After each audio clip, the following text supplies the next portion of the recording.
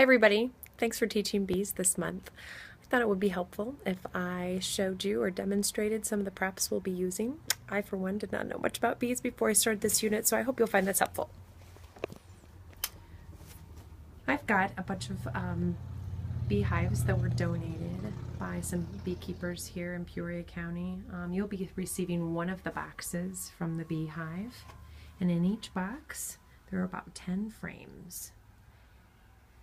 Frames are filled with a wax foundation you can buy online. It's very thin. It's like paper thin and it's wax. And from that foundation, bees will start building wax honeycombs. And they make the wax themselves.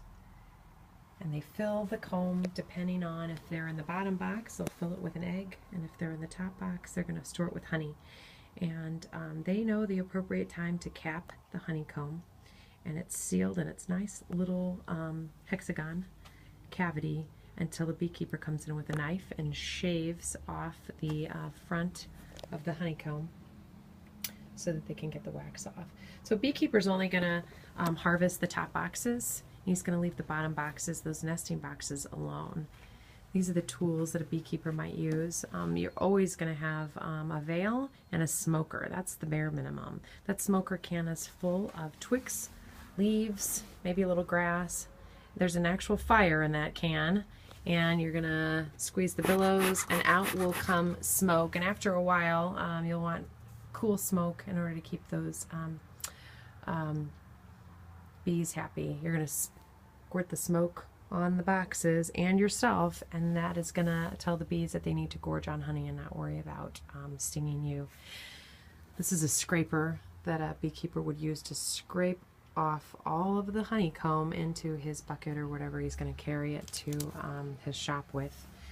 Beekeepers are going to use this too. The frames get stuck, as do the boxes, so they're always going to use this pry bar to get those boxes and the frames apart. And that there's a veil.